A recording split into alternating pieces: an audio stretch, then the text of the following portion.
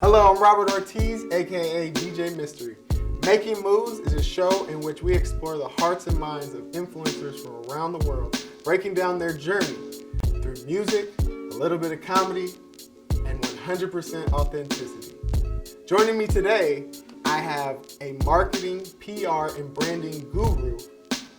She represents some of the biggest names in sports, names such as Mike Conley, Baker Mayfield, Dwight Freeney, Mercedes Lewis, Paul Richardson Jr. Her name is Miss Lindsey Waterhouse.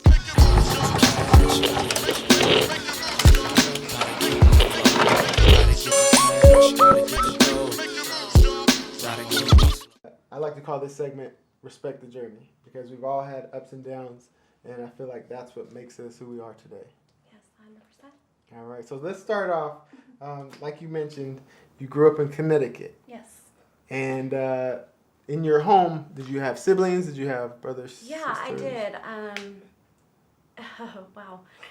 Yeah, my brother and I grew up in an area called West Hartford, Connecticut. Mm-hmm. We were born predominantly in a very Jewish, very wealthy area. Mm-hmm. My parents did not have anything. We lived with my grandparents for a very long time.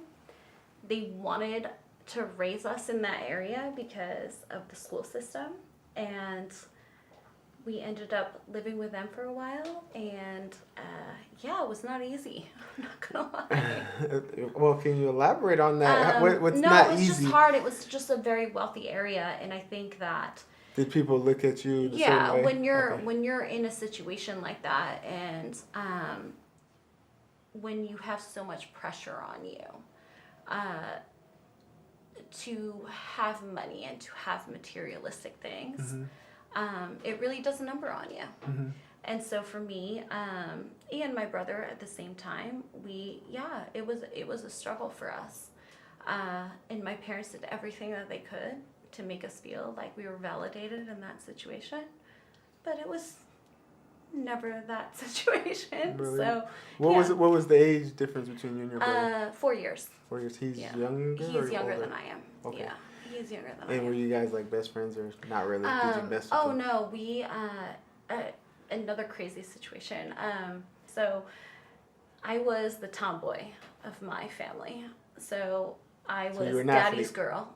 I was an athlete. I played soccer. My brother loved to garden with my mom and do all of those types of things. Wow. So he went to my mom. I went to my dad.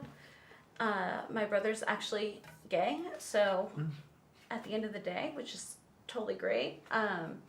However, it was a crazy situation growing up in that household because he was a serious athlete too, and he could have been one of the best soccer players on the planet, but it just wasn't his thing.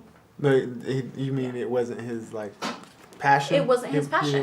really- Yeah. Okay. He I think because we pushed him so hard to do that stuff that it was very difficult for him. Yeah, it turned him off.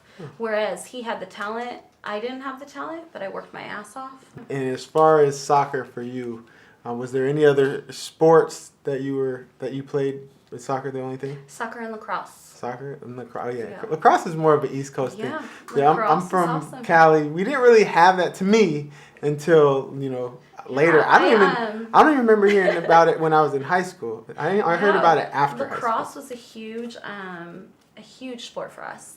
I actually had a scholarship for lacrosse and soccer at Temple. I actually did my 5 visits, which you know, I'm sure, because you went through the same thing. No, I didn't actually. It's No. okay though. Go ahead. I Sorry. wasn't on your level. When you do like the recruiting process, you're only allowed to go to 5 schools. Oh, okay. And so those 5 schools I went. I wanted to play both, but at the end of the day, it was absolutely impossible. I tried it for 2 weeks at Temple. Soccer was my life. Went that direction and gave up lacrosse. But yeah. Do you regret that fun. decision? I don't. Okay. No, That's I don't. good. I don't ever regret any decision I've ever made. I think, yeah, soccer was my life. My dad played soccer at Maryland, and so we were born in a sports family oriented, and yeah, that's the direction I went. But seeing my dad and my brother go through their struggles, my brother being gay and my dad not knowing that until years and years later. Oh, really? Did you know?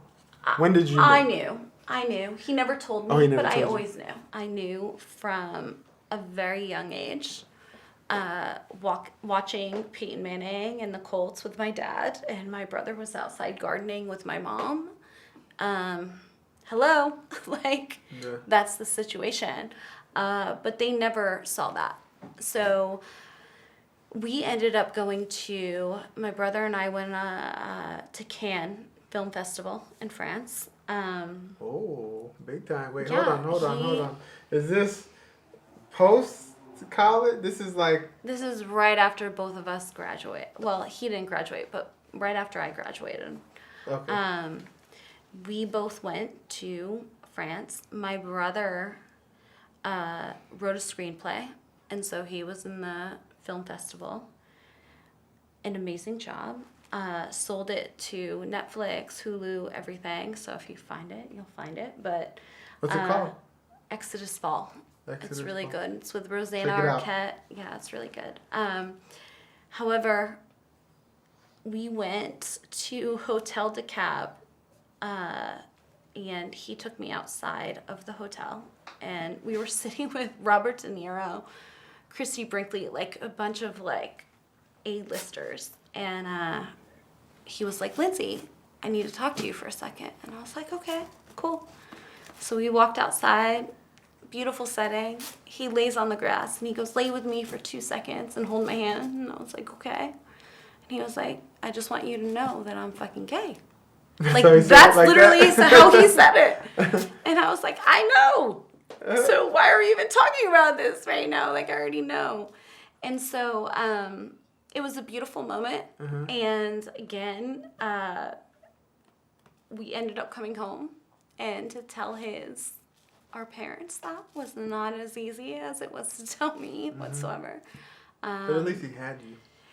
Yeah, my dad was an athlete in college. My dad played basketball and soccer, went to University of Maryland, diehard sports fan, football player, everything. So it was very hard for us to tell him that. Mm-hmm. It took a good amount of time for him to come around. And now they're closer than ever. So that's great. It was a beautiful thing. But yeah, that happened. All right. So we get that you were an all-star soccer player. Went on recruiting trips, stuff I didn't get to do. Well, I went on one. Shut up. I went on one. So how many schools were you recruited by? 5. So I went on my 5 visits. Mm-hmm. So I did Temple. I did Bucknell, I did Loyola in Maryland. Okay. I had a wide range. Rhode Island, and then UMass. So did the whole East Coast. And you ended up choosing Temple. I ended up choosing Temple. And what was the reason for that? The reason to choose Temple was I've never been a book person. So for me, like studies and education was almost second to what I was looking for. I wanted to go to a school that showed me it. The funniest story about this, actually, is my grandparents came with me when I went to go visit Temple. And my grandparents are diehard Italians, and like we're going through the school, and there's a bum peeing on the wall, and my grandmother looks over to me and she goes, oh, hell no, you're not going here. And I was like, yep, I'm going here. You just made my choice for me. Right. Because that was what I wanted. I wanted some diversity in my life. Mm-hmm. And I needed, coming from Connecticut in such a small regiment, like very conservative area, I wanted to experience life. Right. And Temple gave that to me. It wasn't about the education, but it was solely about being in a diverse area. I walked out of my apartment when I was a freshman. And and I know this sounds terrible, but one of the football players was stabbed like on the street right there. And all the caution tape was out there when I was going to class. And I was like, I called my mom, and my mom was like, I'm coming to pick you up. This is not okay. And I told her, I was like, look, this is life. Like, this is what I want. Yeah. Like, I want to be able to be involved in this and understand it, because that teaches you more than actual education does. Like, who wants to know what the square root of something is? Like, you're not, that's not important. Life experiences. Yeah, I wanted life experiences. And for me, that's what Temple brought me. I played soccer there, loved every 4 years of it. And did she not know you listened to Nas and Nature and... Actually, it's really funny. Actually, it's really funny. The first time that my mom ever came barging in my room was when I had Warren G on. Really? Yes. And she was like, what the fuck are you listening to? And I was like, okay. And did you have to turn it off? Or did you? No. She was awesome with me. She was good with me. So that's cool. She knew she was raising a different child at that point. So, yeah. Do you think that your time at Temple was exactly what you imagined it? Yes, 100%. And more? I would never take it back, ever. And yes. And what exactly, or the thing you learned most about yourself being there? I think there are a few things that I learned being at Temple. Playing soccer, number one, having a schedule and playing a college sport. Mm-hmm. You are in such a serious regiment and routine every day, right? So you wake up, you go to study hall, you go work out, you do this, like everything is so regimented, and that was a huge thing. When I was in school, when I was at Temple, I was interning at the First Union Center, so I did like a bunch of the flyer stuff and like a bunch of Philly stuff. And I will never forget, like, getting back on the subway, which not a lot of people understand how the subway works in Philly or New York unless you're from there. I remember getting back on there, and I was by myself, and it was midnight, and there were two other guys on this subway, and they sat with me, and I remember being so scared. And for me, like, everything, like, this little white girl from Connecticut, like, doesn't really understand, like, a lot of things. Escaping that situation, they literally followed me off, like, it was not good. So this is one of the life experiences. This is one of my life experiences, and this is what I try and explain to people that, like, don't really understand, like, what really goes on. That meant more to me than my education ever did, because I understood how to handle that situation. And now, being in the situation that I am with athletes and dealing with that every day, I'm very much more capable of dealing with that. And how did you handle it? Can you elaborate? I ran really fast. Did you? Yeah. They didn't know you were on the soccer team. No, they had no idea, but I ran. I ran really fast. It was not fun. Were you in tennis shoes or heels? I was in tennis shoes, perfect, thank God. Perfect. Come on, I was wearing you never know. You could have been coming from a fancy, I don't know. No, I was just interning, literally, and, like, getting on that. So those are the things that, like, I think a lot of females need to understand in this business is you're going to be dealt with a lot of shit. And if you can't handle that, get out now. And they don't teach that. No, there's nothing that's school. ever going to teach that. So, ever. but you had already, you majored in PR? PR marketing. PR marketing. Yeah. So you already kind of knew that's what you wanted to do after. Always. Yeah. Was there any aspirations to play, like, on the Olympic team or anything like that? So you knew straight after college, I knew. I think once you're an athlete, I think you know what your lifeline is a little bit, and I'm sure you do too. I always wanted to be the star, and everybody wants that, right? But I think once you go to school, and once you play on a D1 team, and once you understand the dynamics that go in and what's involved in that, you're competing with everyone that's at your level. So, like, what can you take away from that and do something else with? My dream was to go play at Maryland, and my dad wanted me to play there. My dad played there, everyone. But at the same time, like, I knew I wasn't good enough to play there. I knew I was on the Olympic team. I could do all of this stuff, but, like, there was never a time where I was like, oh, yeah, I'm going to kill it in Maryland.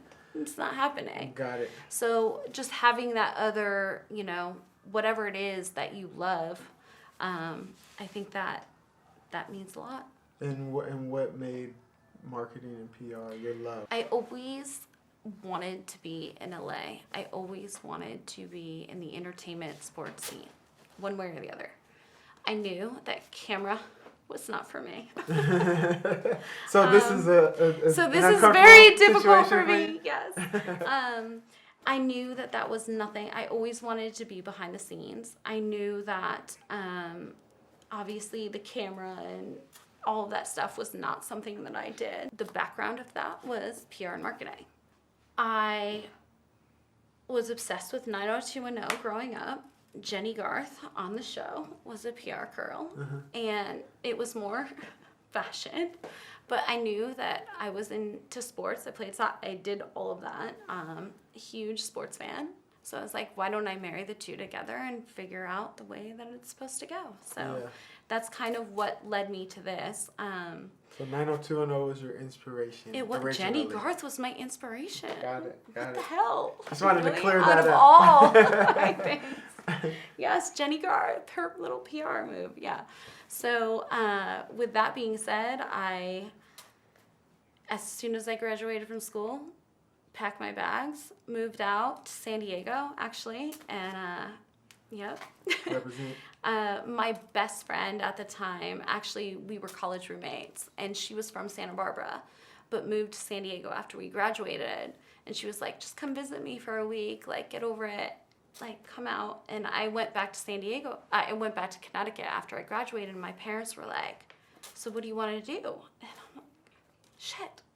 I want to move to California. Like, what am I going to do in Connecticut? Like, I'm not working for the Hartford insurance. Like, I'm not doing all this shit. So what am I going to do? So it was either New York or LA. So my parents were like, go ahead, have a good vacation out in San Diego. I went out there. The day my flight was supposed to leave, I called my parents and I was like, guess what? I'm not coming back. They sent all my shit out, and I found an apartment, got a job. Moved up to LA after a year of being in San Diego. Met Denise White, who was a huge stepping stone into what I wanted to do and what I needed to do. And the rest is history. So yeah. Now, so when you got to San Diego and got your job, what was that in PR and marketing? Or was it? Yes, I was actually, when I moved to San Diego, no, that's a great question. I was working at Joe's Crab Shack. Oh, really? I was a waitress. Yeah, Okay. I did the YMCA thing. And, all that thing. And at the same time, though, I was interning everywhere. So I interned at Formula PR. I interned at Agoscu. I don't know if you've ever heard of them, but interned and then was working. Is that the kind of the path or the road you have to take when you're in that line of work? Yeah. That's where you start? 100%. I've always thought about this.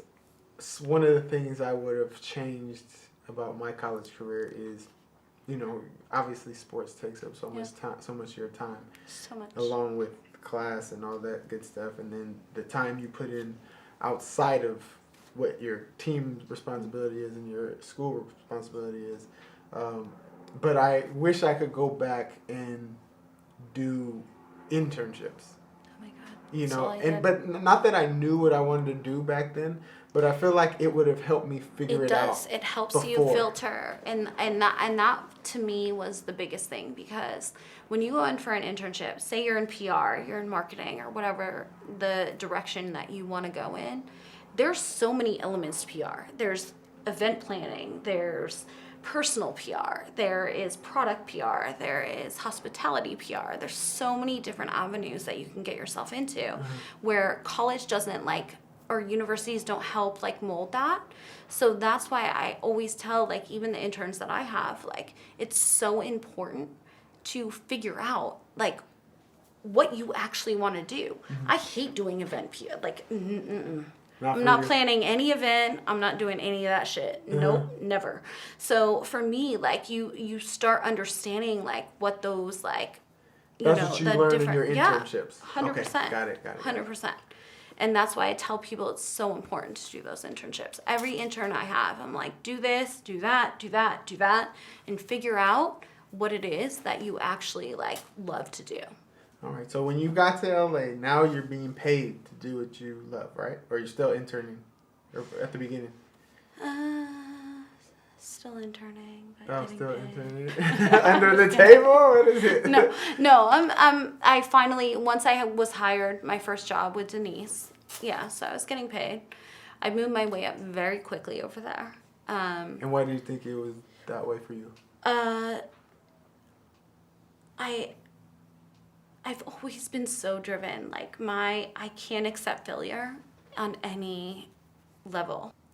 And my parents, everyone will say this to everyone, like I am a very hard critic of myself. And so everything that I do has to be successful. And if it's not, I can't handle it. So after I got the job with Denise,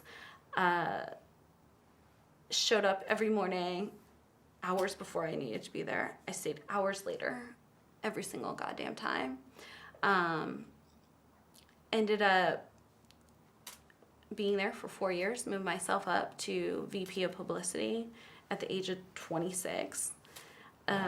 Left there, and all my clients wanted to come with me, and that's where all of this started. Now, you don't just move up by getting there an hour or two early or staying an hour or two late. Is there anything specifically, like I know there's probably hundreds of things you probably could have been doing, but like for the viewers out there that are in PR and marketing that want to move up, maybe they've been stuck for the last 2 years in the same spot. Like get there early. But you can get there early and just sit there. They don't. Not even that? They don't. And this is the other thing that I've growing my company and trying to do what I'm doing right now. I have come across so many entitled 25, 26-year-olds that think that they can come in and do what we do and leave an hour before they're supposed to be done. I know what I went through, and I know how serious and how difficult that is to do. If you're not giving the time or the effort, I don't care how smart you are. I really don't. I don't care what you're tied to. I don't care anything. Own it at the end of the day. Like, that's everything to me. So put in the effort. You move up. You decide you're gonna break off, do your own thing. What inspired you to do that? What was the alert in your brain like, I need to do my own thing? Because I've been getting taken advantage of left and right. Got it. I've been through a lot. For me, my biggest thing was always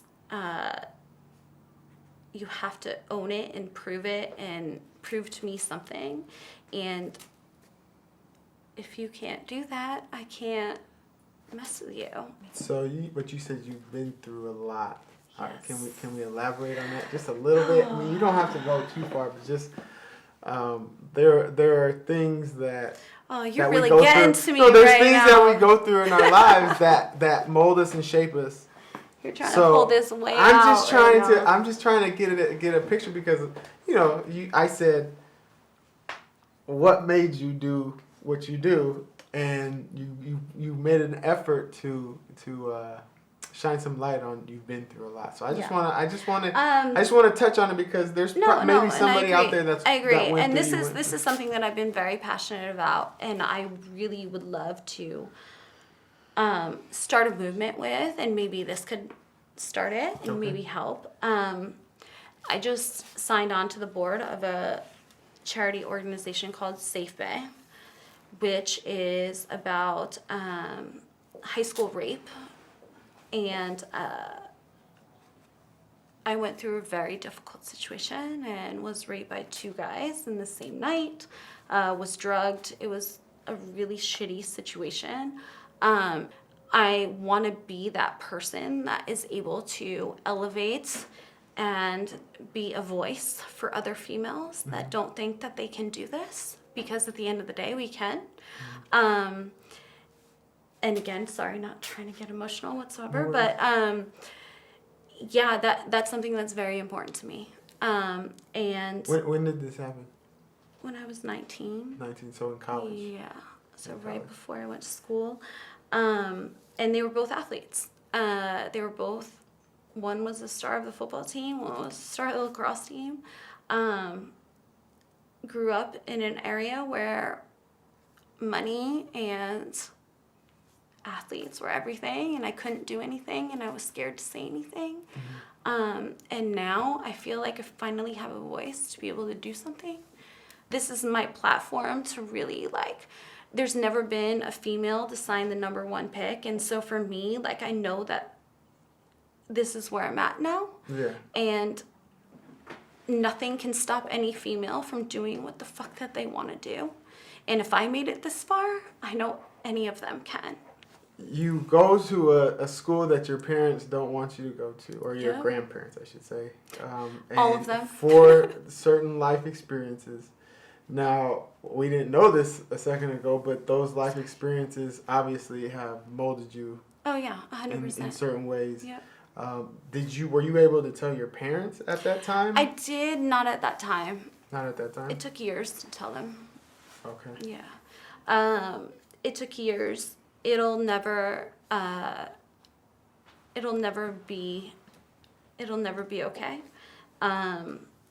Because of the fact that I waited so long and I never told anyone. You kept it inside? Did you talk to anybody about it? Very few.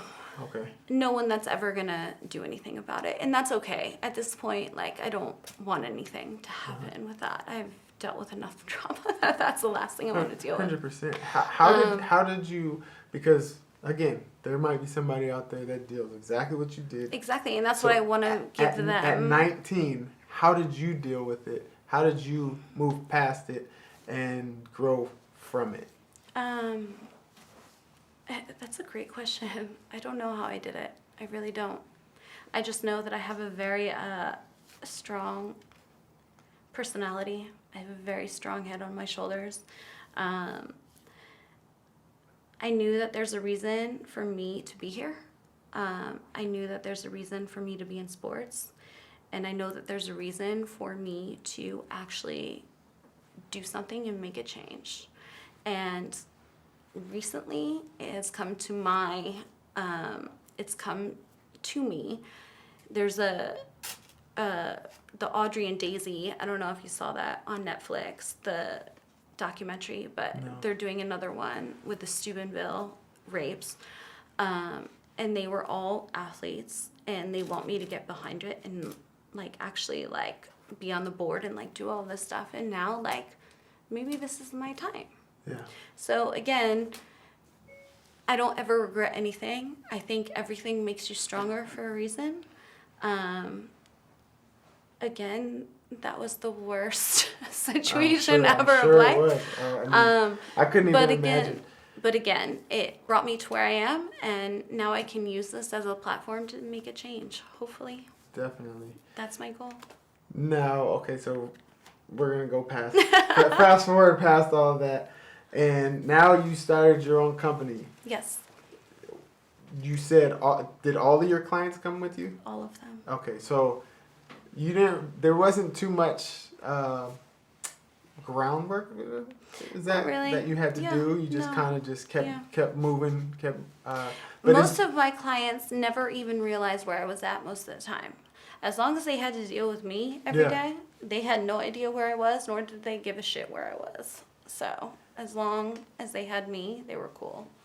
Now you've said that you work very hard, come in early, come in afterwards. Is there any other ingredients inside of you that makes you the great marketer or PR person that you are? You have to have the thickest skin ever of life. Literally. That's all I can give as advice. I think because you have to deal with... You have to... I mean, there are clients that I deal with on a day-to-day basis, and again, another situation. in my 30s and I'm single, and I'll be that way for a very long time because of the fact that like my clients come first and my athletes come first, and maybe someday that will stop. But again, I think if you are going to get into this business, you're giving up your entire life. This is not a 9 to 5 at all. This is a fucking 3 a.m. to fucking 3 a.m. Literally. Like, that's how it is. Especially when you're dealing with super high profile athletes, or, you know, in other industries, entertainers or whatnot. For example, you signed the number one pick of the 2018 NFL draft. Yes. How did it feel, number one? Because you are the first female, correct? Yes. Publicist. First female marketing representative to ever sign number one pick, yes. And how did that feel? It was pretty amazing. I'm not going to lie. It still doesn't register to me because I'm so humble and I don't take anything. Like, I just let everything fly away. You like to be behind the scenes. Yeah, so behind the scenes, it's really hard. But yeah, that was finally what I've been working for my entire life. Like, I can't even begin to tell you the emotions and what that actually entails. And I think a lot of people take so much of that for granted, and they're like, okay, and my parents, and they're like, holy shit, you saw it, yeah, whatever, but they don't really take into consideration like actually what that means. And he's the 83rd number one pick. He's the 83rd Heisman winner. I mean, there's so many things that go along with that I kind of almost never take a step back and like realize what the fuck I've done, you know? Yeah. And did you have the opportunity now to do that? I kind of, but still I don't. Yeah, and my partner, my business partner, Patrick, he's the one that went to OU with him. And again, like, it wasn't just me, so I would never take the credit of just me. I hate that. But yeah, it's intense. I think he's going to be a superstar, and I can't wait. Would you say that's how you measure success as a publicist? You know, signing the number one pick overall, or the future Tom Brady? I measure success by, you know, what makes you feel happy inside. And, you know, for me, signing him was everything. And literally, that was my moment of success because I've been in this for so long. You've known. And I've worked so hard to finally get that moment. Yeah. But at the end of the day, everyone's success is all relative. You know, everyone's pain is all relative.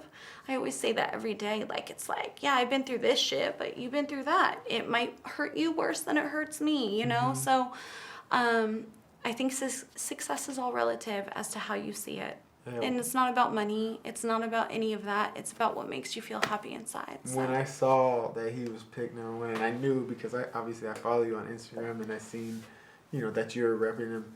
And when he got selected, I was like, whoa, because it was one of those things where he's either going to go really high or not at all. Yeah. Yep. So when it happened, I remember I was like, I got to send her a text and just say congratulations. But see, and the other part of that too was we did a docu-series on him called Behind Baker. Yeah. I think you posted that was a huge thing. It was actually through one of my connections with Dwight Freeney, and this whole thing ended up working out. But I think that was one of the huge factors as to what made him softer. People understood who he was as a person. You always want to get in and behind those layers. Yeah. And if you don't see that and you only see what ESPN is reporting, you only see what the bullshit is reporting, you never understand what really goes on in a player, in a person. And that documentary made him so much softer and so much more realistic to the human, like to his actual fans, that's what made him go number one. Let's welcome the Heisman Trophy winner, Baker Mayfield. You're going through the hater raid right now, and it makes me sick. Where's this coming from? Baker Mayfield is out on bond after being arrested overnight in Arkansas. There's a police video out. Done. Can't draft him. Off my board. I felt in that moment that I had let my family down. I didn't say anything. No, you're just a dumbass who tried to run. His off the field and his on-field behavior is concerning to me. We never drafted with first-round picks. 5'11" cocky quarterbacks. It was the biggest mistake I've ever made. There's not a long history of 6-foot quarterbacks who have had a ton of success. Everybody's doing everything they can to pick apart my game and who I am. That's a nice trophy. People forget this kid, first 2 years as a starter in Norman, ended up in New York City. Coming from a kid that people doubted my whole life, saying that I could be a top 10 pick in the NFL draft, pretty surreal. He played with a chip on his shoulder. Not even a chip, I'd say it's a boulder. What's he doing? He's trying to beat me. He won't. You just got to worry about you. Get back, get your drop, hitch, and throw it. Baker Mayfield have shown he can do it in college. We'll see what he can do in the pros. He'll be the swing vote that had everybody's eyes on the draft. Yeah, you gotta stay locked in. Hey! Come on, sit in big deep. There you go. You realize what we have to do? Oh! You get that one? This is a moment that I've been dreaming of for so long. Now I'm finally here. I want to go #1 overall. What you see is what you get.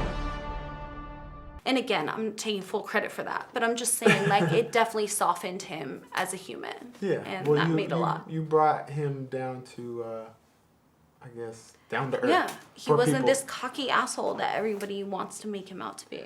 Well, it's okay to be like that on the field. People don't want to see that. He's so not that guy. I mean, a little bit. You want some kind of confidence. He is, if they're going to be your leader, yeah. they got to be confident. Yeah, for sure. You know, and honestly, I watched something on ESPN that it was a short special. I mean, maybe 15 minutes, and I recorded it and made everybody that came to my house watch it. And this is before you were Reverend. This was before his senior season, I believe. No. And or maybe right after, I don't know. But honestly, it made me a fan because of how he was. Understanding the dynamic of, like, that's why I'm dancing with kids. I was like, you have to give him the time of the day. Like, it's not like him grabbing his dick. That's not him. But he had the defensive end of the other team grabbing his dick to him. Like, you have to, like, put all of these things in perspective. Yeah. Then nobody ever does. Yeah. Nobody sees behind the scenes shit of what actually is going on. So it was a blessing for us to have that opportunity to be able to show who he really was. And I think that was a huge reason. Going back, you're where you are today. You're where you are today. But if you had a chance to go back and talk to the 18-year-old Lindsey, what are 3 words or phrases of advice you would give her? Oh, that's difficult.